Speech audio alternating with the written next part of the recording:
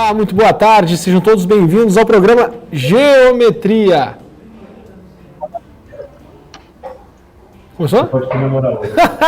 Muito boa tarde, pessoal. Estava tendo um pequeno delayzinho aqui entre a nossa turma e eu não sabia se eu estava já no ar ou não. E aí, como sempre, né, para variar, cai tudo em cima do Guga, o Guga que sempre toma a culpa do atrapalhado aqui no programa. Mas está tudo bem. Olha lá, tá todo mundo rindo de mim. Sensacional, né? Só quem faz ao vivo mesmo para ter essas experiências legais aqui com vocês.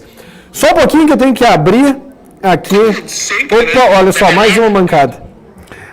Tenho que abrir aqui no meu celular hoje para ver todas as perguntas dos ativos que vocês querem que eu analise, tá bom? Então me desculpa por todo esse início um pouco conturbado aqui, mas já eu consigo me alinhar novamente. Deixa eu ver quem está já aqui online. Todo mundo, né?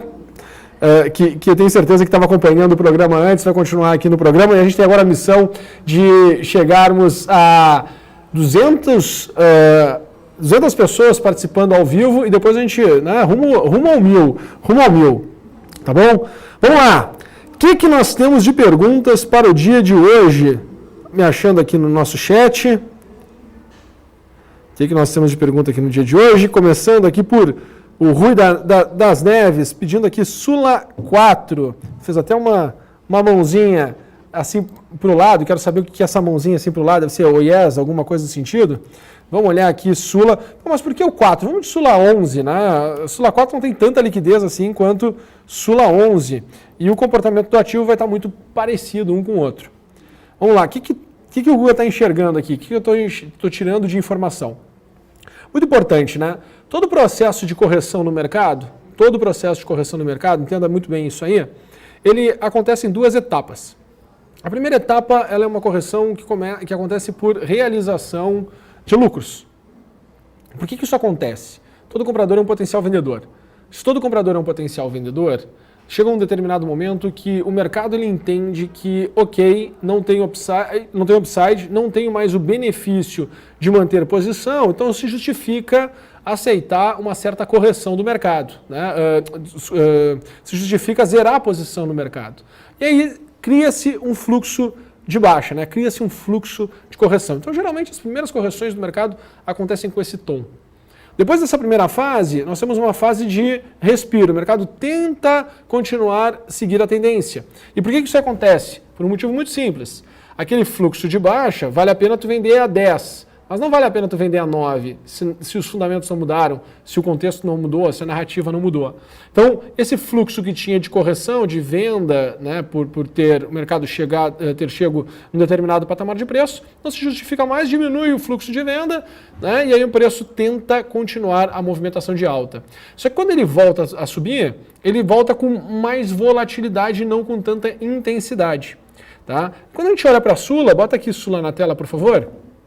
Quando a gente volta aqui para a Sul América, o que eu enxergo é o seguinte: nós estamos nessa segunda etapa forte de baixa, que é a etapa das evidências. Nós estamos nessa segunda etapa de baixa forte, tá?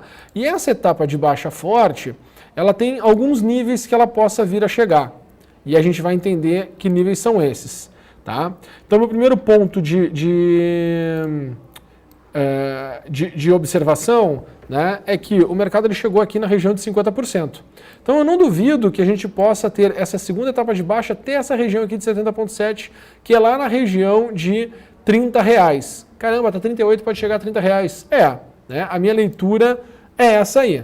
Tá? Então toda vez que o mercado ele ficar por baixo do meu indicador, né, tá aqui meu indicador para swing trade, quando o mercado estiver abaixo desse meu indicador, mostra que tem potencial para ir para aquela região. Ponto. É isso. Tá? Agora, mercado voltando a melhorar, tá? E não perdendo, tá? E não perdendo a região de preço olha só, aqui ponto B, ponto intermediário em 61,8. Não perdendo esta região de preço que ela está agora, exatamente onde ela está agora, nós temos sim uma possibilidade de Sula voltar a reagir de forma positiva. Então, a gente tem um ciclo de baixa de curto prazo encerrado. Tá?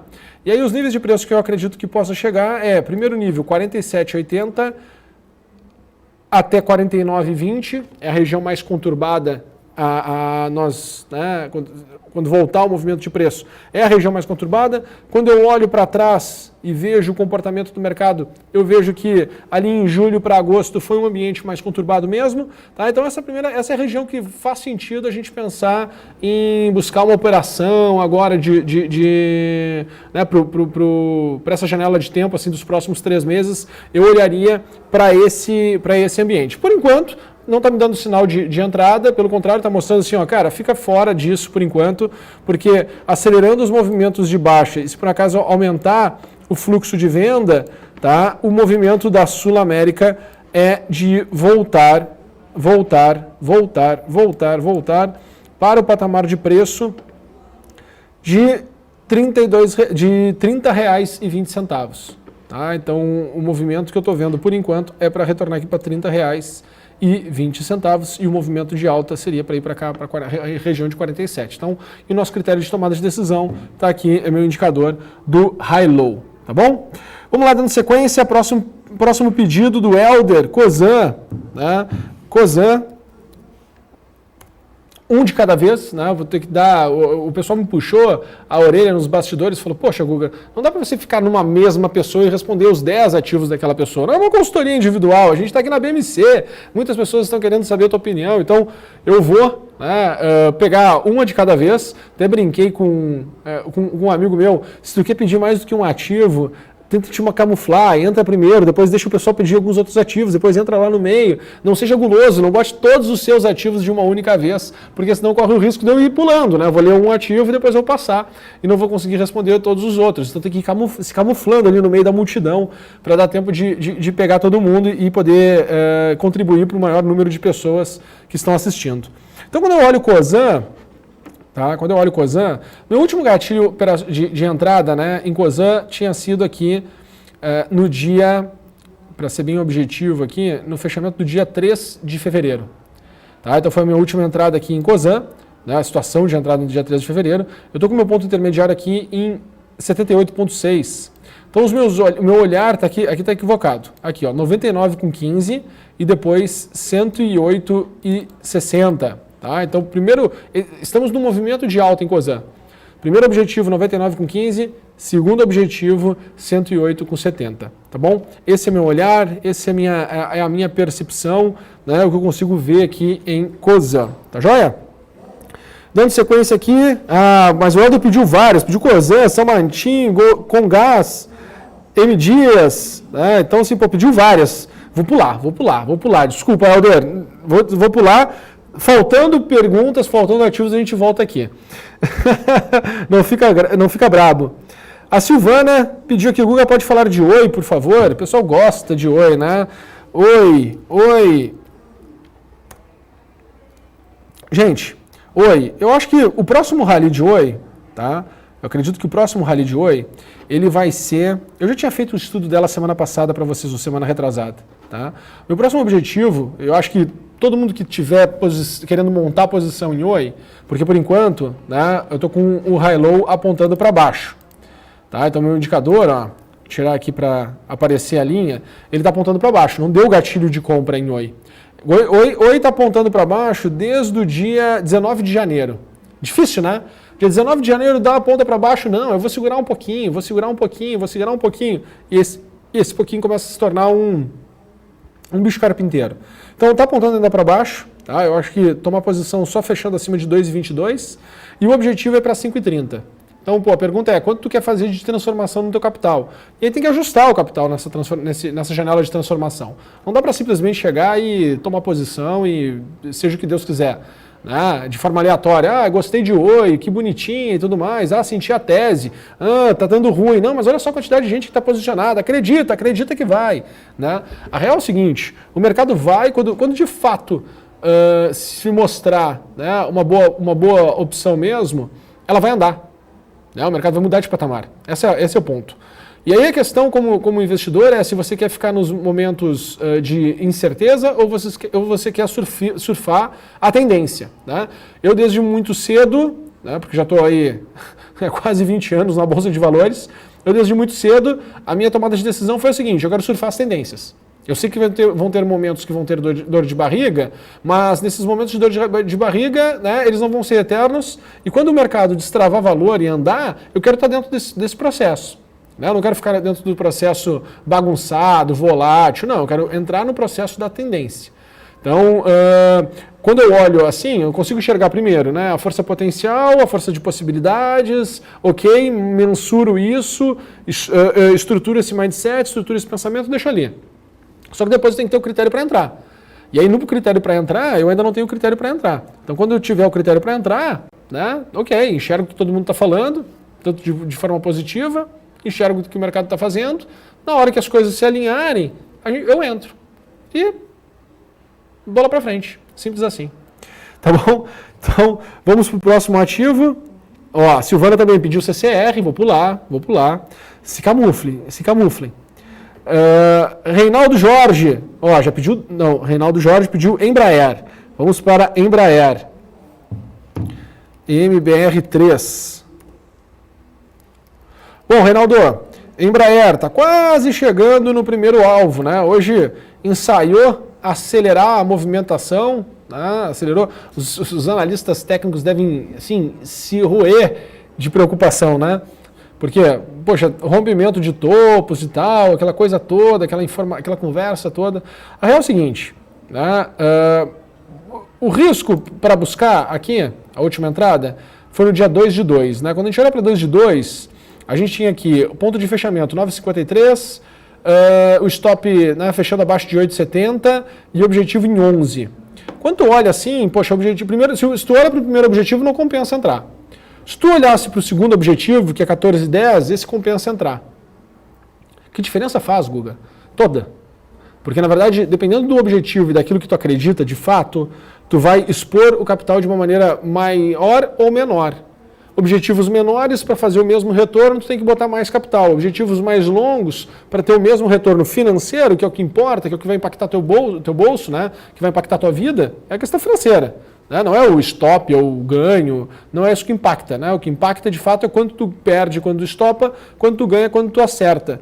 Então, esse ajuste da exposição e tudo mais, que é a única coisa que a gente tem controle, né? Quanto mais afastado for o objetivo, menos capital tu vai utilizar para fazer a mesma quantidade de dinheiro. Então, quem está olhando para o primeiro objetivo, né, que é R$11, cara, não tem uma simetria legal. Agora, para R$14 tem.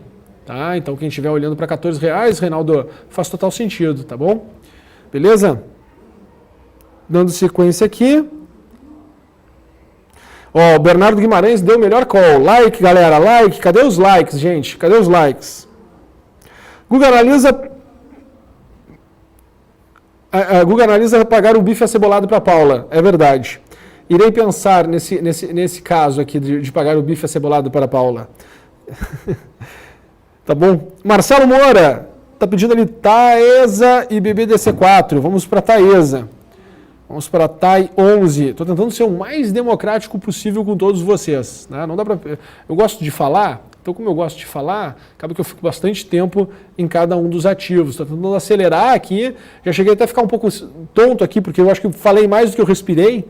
Então cheguei até a ficar um pouco tonto aqui agora, mas para tentar agradar, né, o maior número de pessoas aqui dentro que está participando. E também todo esse meu esforço aqui exige com que vocês também tenham esforço daí. Com certeza vão dar os seus likes, obviamente. Primeiro tem que dar os seus likes. E segundo, porque vocês precisam compartilhar esse programa da geometria, porque eu preciso chegar a 200 pessoas e vocês nem se esforçaram. Continuamos com aquelas mesmas 100 pessoas. Né? Ninguém se esforçou aqui. Todo mundo está pedindo, mas ninguém está oferecendo. Pô, aí tem que ter um equilíbrio nisso, né? Nem tudo só sobe, nem tudo só cai. Quando a gente olha aqui para a Taesa, né, acaba que a narrativa ficou muito forte, né? As pessoas gostam de, geradora de caixa, pagamento de dividendo, e aí fica uma narrativa tão forte, e aí você vê o preço, né, mudar de patamar como mudou, e aí você tem aquela expectativa de vai continuar subindo eternamente. Né? Quando eu pego e escolho a minha tese, de fato, a tese que eu vou negociar. Eu vou tirar tudo aqui. A tese que eu vou negociar. Quando eu olho de fato e escolho. Eu começo sempre com a tese mais conservadora, e aí, conforme o preço vai se desenrolando, eu vou deixando as teses irem se mostrando. Tá? Então, até então, né, o que fazia sentido carregar para o primeiro movimento, né, e de mudança de patamar de Taesa era para chegar aqui a 33,70, certo? A sequência, ela continua num processo expansivo, né? Então ela continuaria indo para um processo expansivo. Por enquanto, por hora, não está tendo um gatilho de operação. Mas o próximo gatilho de operação para a Taesa que eu vejo é para ir para 36,45. Tá? Tem que ver se de alguma forma compensa, se faz sentido para vocês. Né? Mas o próximo movimento é para R$ 36,45. Tá? Por hora, o que aconteceu aqui? Ó? Ela chegou na minha região de 33,70 e começou a balançar. Essa aqui não é mais uma região importante, tá? Então, não vejo aqui rompimento de topo, por exemplo, aquele pensamento todo. Ela está num processo de ajuste. Tá? Então, também, usar o gatilho pelo high-low, tá? Mas para ir para 36,40, entendendo que a cabeça de sequência é bem mais difícil agora. Quando nós estávamos lá embaixo, né, a gente tinha aqui um upside muito grande. Muito grande. E se as coisas não andassem daqui, ela cairia mais um pouco e o objetivo continuava sendo lá naquele mesmo patamar. Coisa que a gente não tem agora, porque a estrutura de fato ela está fechada. Então, eu gostaria muito que a Taesa caísse para conseguir medir melhor as assimetrias. Porque o mercado, quando ele está apertado assim, as projeções dos movimentos elas começam a ser muito menores. E aí, como as projeções dos movimentos começam a ser muito menores, a gente não consegue ter um grande upside, né? Ou não consegue ter uma boa assimetria. E aí a gente mais gasta energia no ativo do que a gente gera resultado de fato. Tá? Dando continuidade aqui. Mário Filho, Guga, você pode ver o gráfico de Aeres? Aeres.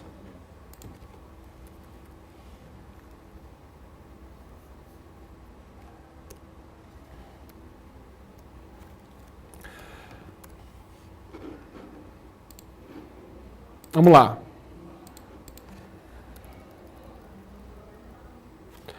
Ela perdeu a janela de oportunidade que ela tinha aqui de subir. Tá? Acho que a gente já tinha visto esse gráfico em algum momento. Tá? Agora não me recordo. Ela perdeu a oportunidade de ter subido. Tá? E agora está num processo de queda. Eu só volto a olhar a Aeres quando ela voltar aqui para 9,35. Tá? Então lá em 9,35 eu começo a olhar de novo para ela. Vou procurar uma outra situação para...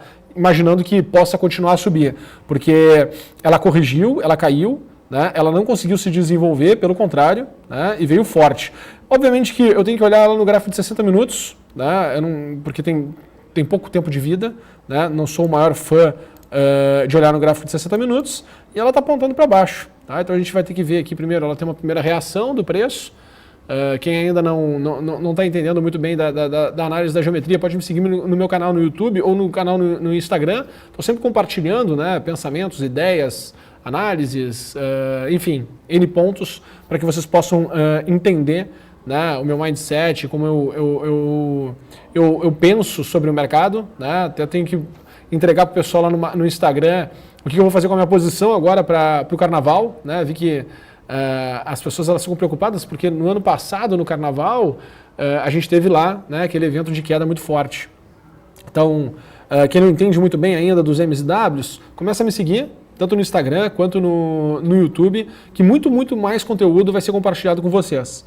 Tá? Então, assim, eu não vou explicar toda a tese dos MSWs, também semana passada, a gente teve uma semana intensa, né, onde eu expliquei várias teses, como é que eu olho os MSWs, por que eu olho dessa maneira. Então, podem também utilizar todo esse conteúdo para poderem aprender. Tá? Mas olhando aqui para a Aeres, por enquanto, olha, estou esperando que venha a 9,35 e a partir de 9,35 começo a olhar para ver se vai ter algum gatilho, alguma oportunidade de compra. Tá bom? Lucas Santos, pedindo para analisar aqui o WIS3.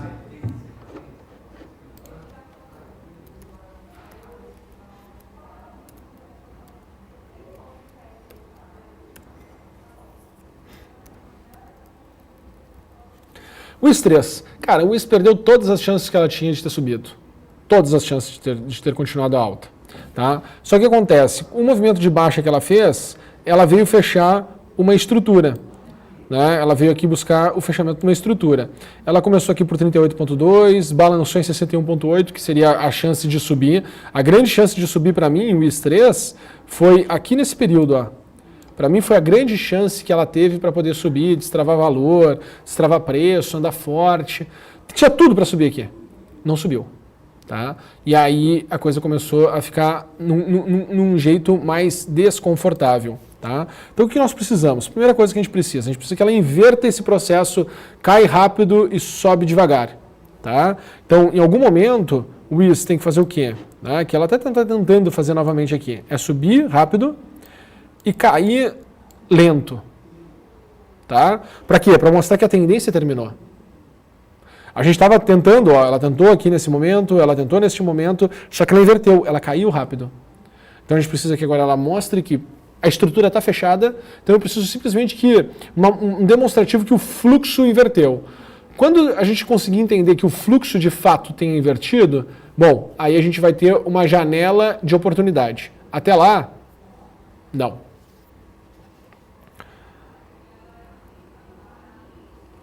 Marcos Paulo de Souza Barbosa, pedindo aqui para falar Duratex.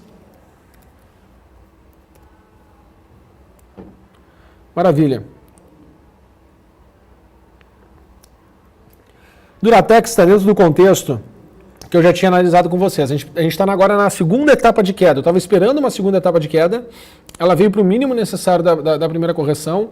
Eu quero só começar a olhar Duratex quando ela chegar em R$17. 17,12, 17,10.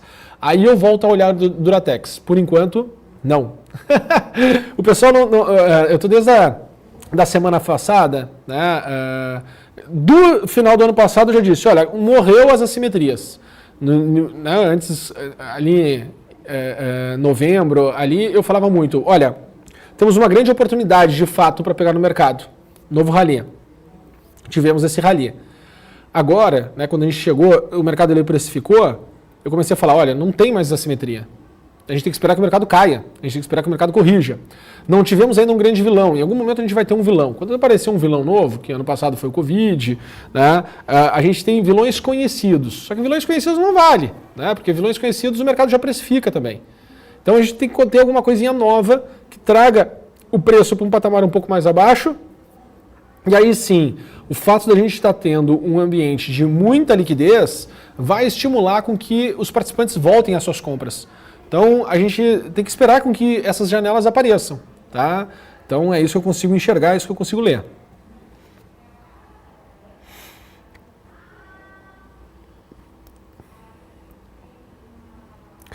O Eric Correia está pedindo aqui Neogrid. Neogrid eu tenho que entrar bem no gráfico, né? Porque não vou conseguir tirar uma conclusão legal, né, de Neogrid se eu não entrar no gráfico intradiário. Né? Eu gosto de conversar com vocês aqui nos gráficos mais diários, para a gente ter uma visão mais macro, mais longa dos movimentos. Neogrid, né, como eu tinha visto com vocês, já tinha fechado a estrutura, né? A projeção da alta, em Neogrid, já estava na máxima da máxima da máxima. Então o que acontece, né? O pessoal começa a olhar, puxa vida, subiu aqui 67% em 6 dias. Vai que nunca mais vai parar. Só que quando tu não consegue calcular, e eu acho que esse é o grande erro da grande maioria dos investidores que estão chegando hoje, não cria um plano, um planejamento. Né? Simplesmente olha o ativo, aí tu olha o que estava acontecendo com o ativo, vamos que vai ser boa. Né? E de repente, quando tu olha, cara, muda completamente o comportamento do mercado. E ele já tinha sinais de que ia mudar o comportamento do mercado. Quando tu olha o rally, ele te achou aqui, 100%. Né? Tentou a primeira queda, não fez ponto B, não fez ponto C e continuou subindo. Só que nessa segunda janela, essa segunda fase, ela foi muito mais volátil. E essa segunda fase com mais volatilidade já mostrava o perigo e que a tendência estava frágil.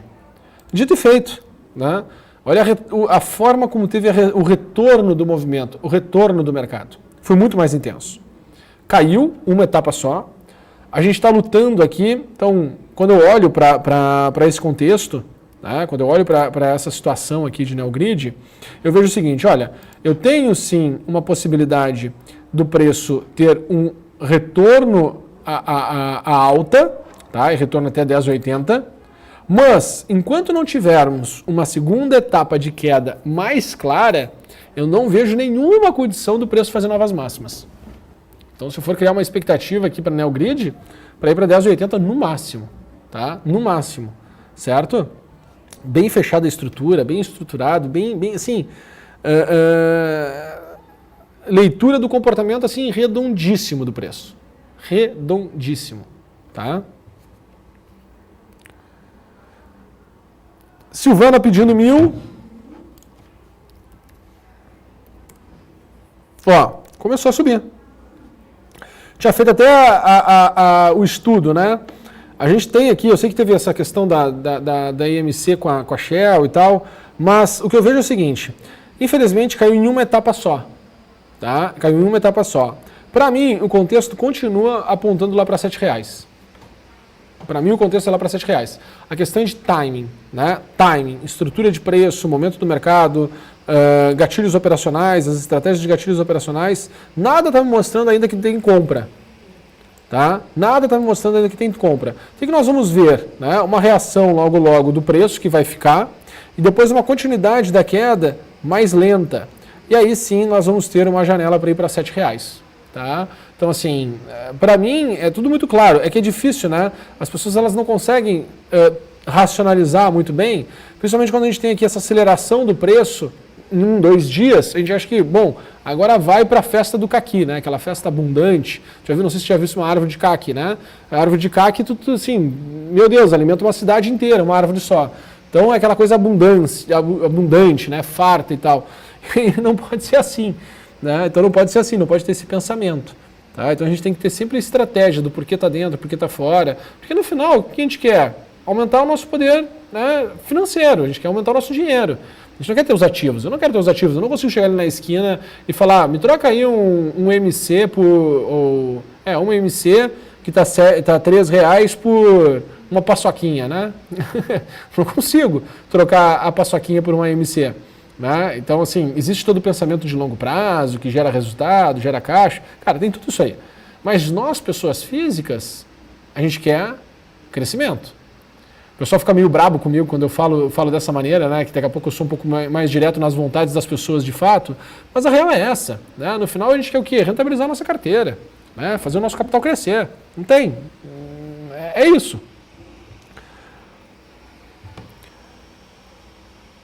O Bernardo Guimarães pediu aqui Banco Pactual.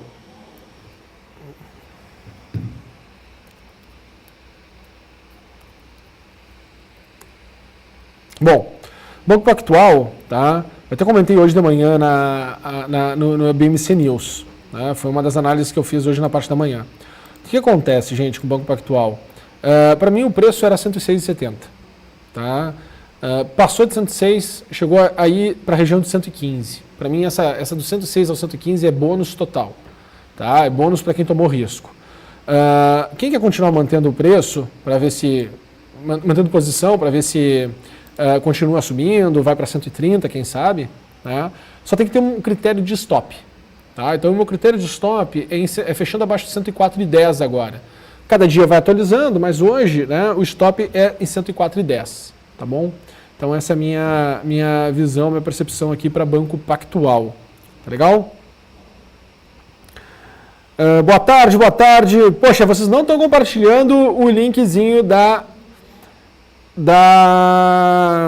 BMC para os seus amiguinhos. Tá? Isso aí não está sendo justo. Beleza?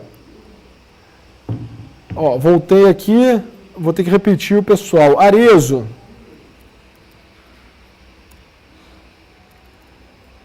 Ó, Arezo está caminhando para 88,60.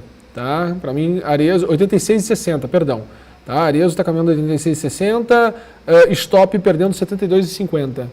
Tá? Então, também é um ativo que já está em andamento, não tem muito o que fazer.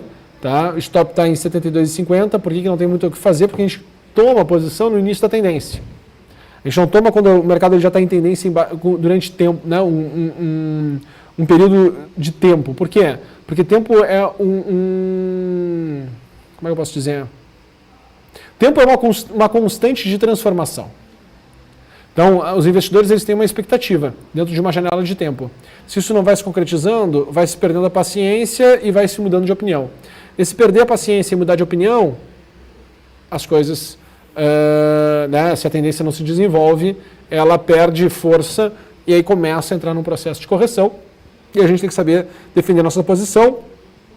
Pior cenário de Arezzo seria voltar para 61,80 e tem grandes chances, tá, se não acelerar a tendência agora, que em função do comportamento do mercado nesses últimos pregões. A gente olha 1, 2, 3, 4, 5, 6, 7, 8, 9, 10, 11 pregões, 12, 13, 14, 15, 16 pregões muito duvidosos em que o mercado ele está indo para cima, mas, sabe, ao longo do dia ele devolve muito esse patamar de cotação. Então é como se houvesse um mercado estimulado, mas participantes que vendessem até um determinado patamar de preço e parassem. Né? Então tem um fluxo maior de venda, para, fluxo de venda, para, fluxo de venda, para, fluxo de venda, para, fluxo de venda, para. Então tem que tomar um pouquinho de cuidado quando o mercado fica com essa configuração, com essa estrutura. Tá? Alguns iriam tentar fazer uma leitura mirabolante de candles e tudo mais, esquece que os candles foram desenvolvidos, sei lá, 2.000 anos atrás. Né? Então era uma ferramenta de comunicação em um ambiente de escassez. Então não dá para te pegar aquela mesma linguagem e usar hoje num ambiente extremamente abundante de informação. Né? Tinha outras funções e tu conseguia fazer outros tipos de analogias e entendimentos, né? Com outra velocidade de troca de informação. João Pedro pedindo ser. É isso mesmo?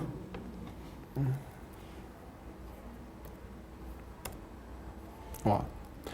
Esse setor, tá? Esse setor, para mim, ele vai dar uma porrada absurda em algum momento. Quem vem procurando posição até agora neles tem que manter esse processo de busca, de procura. Ele por hora está apontando para baixo, né? Fazem 3 pregões que ele tá me dizendo, cara, perdeu força de novo, tá? E esse perder de força de novo, ok, né? Tem total condições de voltar a algum patamar de preço. Tá? E eu acho que volta algum patamar de preço, vamos lá, né? Patamares de preço que possam voltar aqui. 13,57.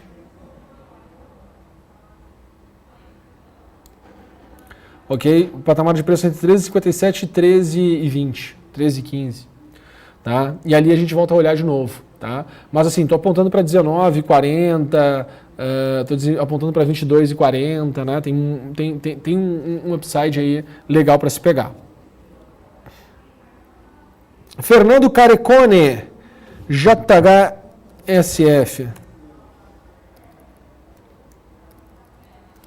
Ó, JHSF, gente, né? É aquilo que eu comento. Teve uma etapa só de queda forte. Quando a gente não entende que o mercado corrige em 2 etapas, né, a gente fica achando que, na verdade, ela está se preparando para subir. Eu acho que a gente tem ainda um período longo de lateralidade de correção aqui em JHSF. JHSF. Tá? Eu acho que ela perdeu o time aqui, ó, na última vez. Ó, ela perdeu o time aqui. Então, a gente vai ter um período um pouquinho maior de correção. Por ter perdido o time.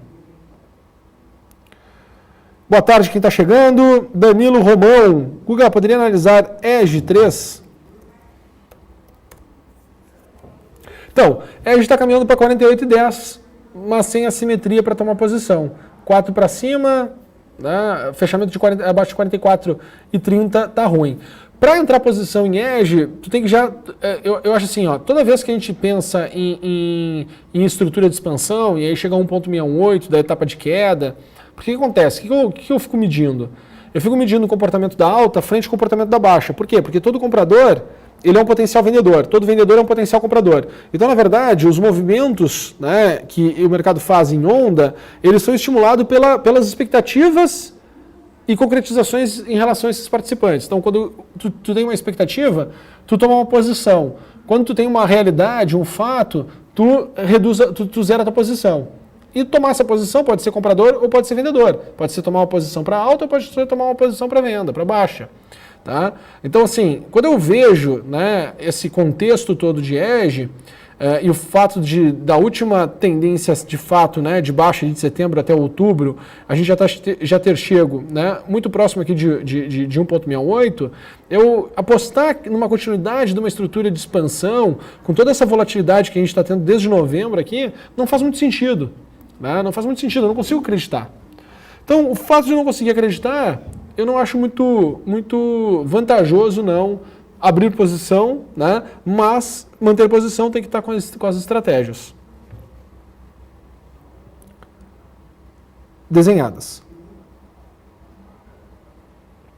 O Google está usando Fibonacci, mas eu gosto mais de ondas de Elliott, então tem que usar ondas de Elliott para estudar. Eu usei muito ondas de Elliott, até 2008, não, até 2008 não, até final de 2009, eu usava muito ondas de Elliott, mas eu acho muito frágil a análise.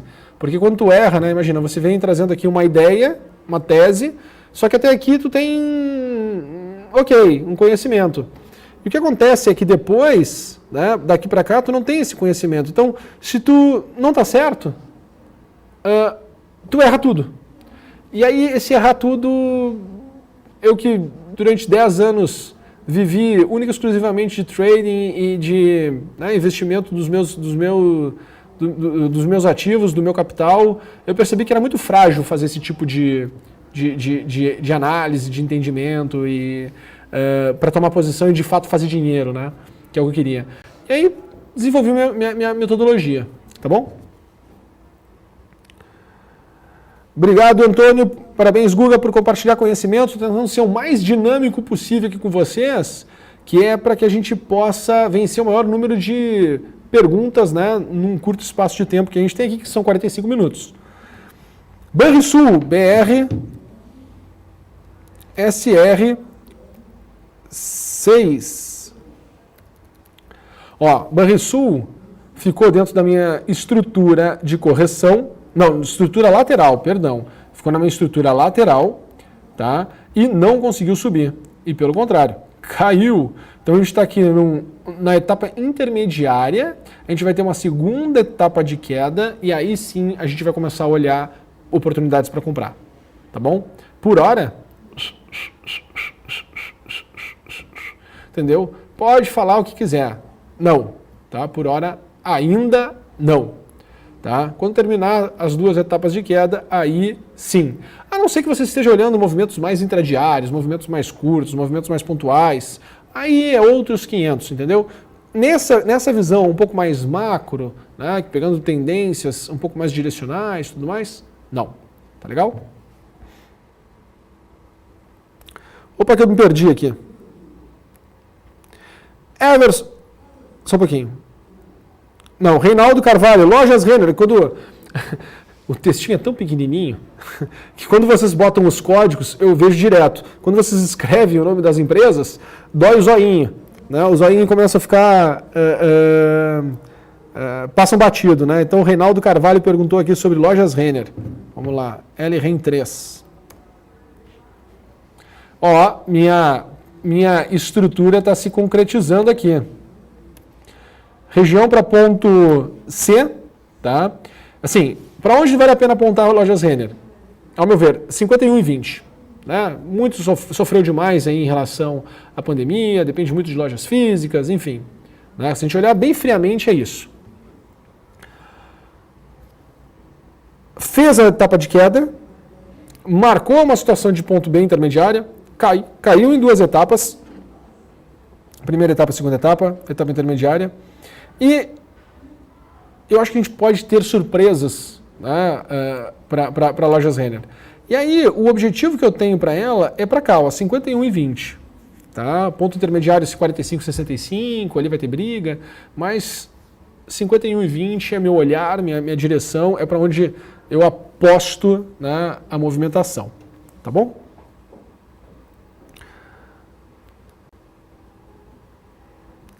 Everson Cunha, Via Varejo.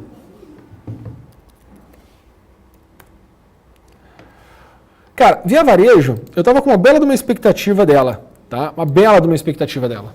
Aqui em cima. Quando ela perdeu, né, essa possibilidade, né, eu falei, puxa, cara, que ruim, que triste. Né, que triste, porque estava tudo desenhado para poder subir. Só que olha quanto tempo ela ficou aqui, ela ficou apontando para baixo, muito tempo. Tá? O que ela está tentando fazer agora? Ela está tentando ter a primeira etapa de reação positiva, que até teve um dia aqui bem positivo, e a gente precisa que ela continue tentando pegar a tendência, que é o que ela está fazendo aqui desde o dia 3, tentando continuar a tendência, mas, né, sem muita força, sem muita intensidade. Tá? Meu pior cenário era vir para cá, 13,25. Então, assim, está muito próximo de um momento para a gente comprar. E essa está com uma simetria muito boa. Tá? Só que não deu gatilho ainda. Via Varejo, Lojas Renner, né, perguntaram ali alguns ativos que estão com a simetria boa. Eles estão com a simetria boa. Só que uma coisa é tu estar com uma força potencial boa e tu ter um gatilho, e outra é tu ter um gatilho operacional para te negociar. Por que tu tem que ter um gatilho operacional para negociar? Por uma razão muito simples. Todos nós somos seres humanos, temos vieses. E a gente tem aversão à perda, né? A gente tem aversão ao arrependimento, a gente tem, enfim, né? Muitos vieses que vão sendo impactados na hora que nós tomarmos decisão.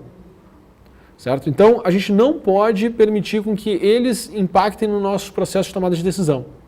Se tu sabe quanto tu quer fazer, você consegue desenhar ali o quanto você pode ganhar de fato, você vai colocar o dinheiro e vai expor o capital da maneira correta. Ponto final. Né? Ponto final. As coisas têm que ser simples. Entendeu? As coisas têm que ser simples. Então, estou esperando que isso aconteça. A simetria está legal, só que o timing ainda... Assim, tem que entender o seguinte. Quando a gente começou o programa de geometria, a gente tinha muita simetria e muita possibilidade. Falava, olha só o EWZ, né, a gente tem que espaço para andar, a Petrobras estava para andar muito, o pessoal falava assim, poxa, mas você está olhando coisas assim absurdas, está tendo uma campanha na internet de colapso. Pois é, porque os caras vendem proteção. Né? Então, assim, agora que o mercado precificou, eu não tenho muito o que fazer, eu tenho que esperar um pouco. A gente tem que esperar um pouco. E saber esperar é algo incrível no universo do investidor, no universo do trader, no universo do que for. Né? A gente tem que saber esperar, porque quando as pessoas fazem as coisas erradas, elas começam a ter uma determinada frase. Estou esperando recuperar para fazer diferente. Ou seja, ela não está fazendo diferente. Ela quer que o mercado dê para ela, né, o que ela acha que ela tinha antes, para aí depois começar a tomar uma atitude diferente. Então é uma coisa meio que um bloqueio, né? As pessoas elas se travam. Eu não vou vender uma ação porque eu estou perdendo dinheiro nela. Só vou vender se estiver ganhando. Cara, isso é uma trava. Entendeu? Eu não aceito stop se eu acho que eu estou certo. Ontem eu escutei uma dessas assim e fiquei pensando, caramba, que isso? Não tem cabimento, sabe? Tu tem que saber perder, tu tem que saber lidar com a exposição do capital, que é a única coisa que tu controla, o resto tu não controla nada. Tá bom? Vamos lá. Então, Via Varejo para mim está muito próximo. Aí tivemos aqui uma pergunta aqui de BRKM. Né? Então, para mim, olha só, está até desenhado aqui que eu acredito que vai acontecer em BRKM. Né? Para mim, BRKM, a gente balança aqui nessa região de 28,56, é a região de 88,6. Para mim, isso tudo está em função do movimento que a gente teve ali em outubro. Né? Então, em outubro de 2020, nós tivemos esse movimento que já deu, que apontava que BRKM tenderia a vir para essa patamar de preço. Chegou, tá? Estamos balançando, é normalzíssimo acontecer isso, mas a minha projeção, e para valer a pena tomar posição em BRKM, é 35,85. Tá? Meu número está apontando para lá, 35,85.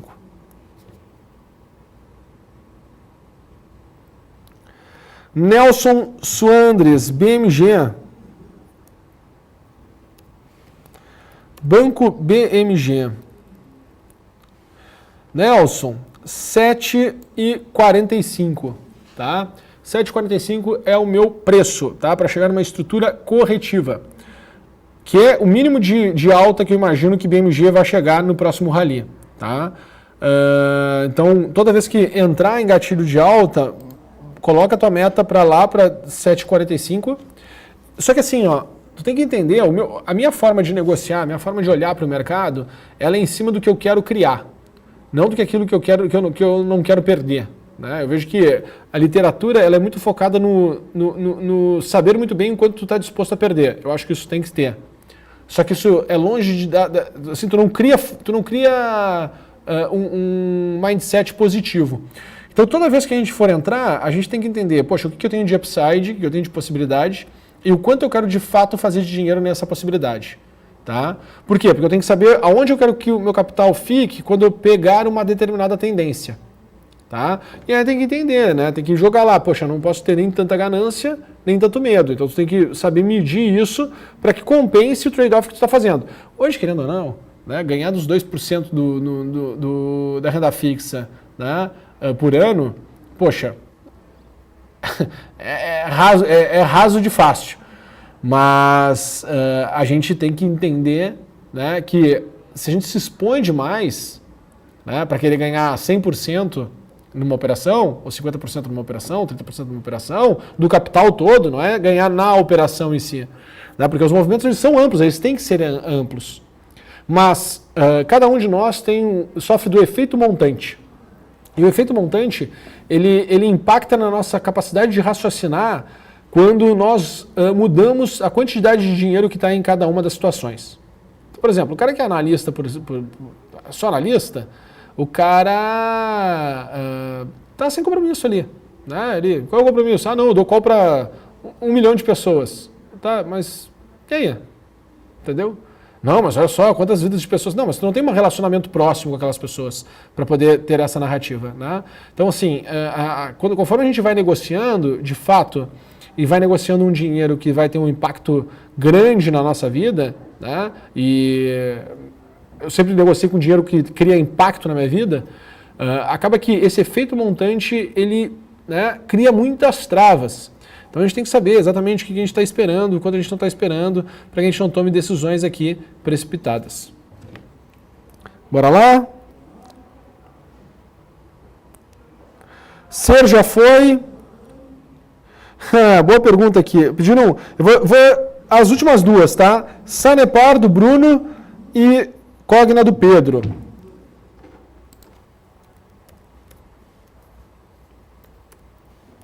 Sanepar, gente, para mim Sanepar assim está num momento muito importante, ela tem que subir, tá? Tem que subir, é importantíssimo. Senão o tombo vai ser muito feio, tá? O tombo vai ser muito feio. Então estou com uma expectativa que ela tenha a primeira etapa de melhora, depois da primeira etapa de melhora ter 2 etapas de queda, e aí sim a gente vai procurar um gatilho operacional, tá? E eu estou olhando assim, tomara que ela melhore pelo menos para 24,40, tá? Ela tem que ter uma melhora aí de pelo menos uns 10%, tá? É isso que eu estou acompanhando para procurar um preço para comprar. Por hora eu estou até preocupado, porque continuando a movimentação de queda, o que eu enxergo é para ir 17,50, tá bom? E Cogna, né? Olha só, eu falava, que é o que eu falava para vocês aqui atrás, né? Pô, Cogna fechou o ciclo. Vai ter a primeira etapa de reação, subiu, e depois eu imaginava que a gente voltaria, pelo menos para 4,50, tá 4,20. E está apontando para baixo. Eu acho que ela está assim, num super momento para ir para 7. Tá? Só que tem que seguir o gatilho operacional. Tem que seguir a estratégia. Porque uma hora ela vai andar, mas por enquanto não está andando. E se não está andando, o pessoal pode se machucar e pode se machucar muito. Tá? Por quê? Porque foi levado, assim, criou-se um fluxo muito artificial de investidores em Cogna, né? Que é o fluxo do especulador. Tá? Então, assim, foi um fluxo com uma cabeça muito especulativa que acaba, né, que está pagando o preço com toda essa queda, com toda essa correção. E não existe vítima. Tá? A gente tem que entender que todas as pessoas que vão para a Bolsa, ninguém é vítima de nada. Todo mundo, no final, é movido por o quê? Por ganância, né? Por alguma circunstância, por alguma situação. Então, assim, não existe vítima, né? Todo mundo é responsável por suas escolhas, tá legal? Pessoal, vamos encerrando o nosso programa Geometria, né? A gente vai até às 15 horas e 45 minutos. Amanhã, às 9 horas e 45 minutos, teremos mais um programa da BMC. Foi um prazer, né, fazer esse programa de fechamento desse dia de hoje, dia 11 de fevereiro. Foi um grande prazer ter estado aqui com vocês. Espero que eu tenha respondido todas as perguntas que vocês me passaram aqui. Desculpa se eu pulei algum ativo, se eu pulei alguma pessoa, né?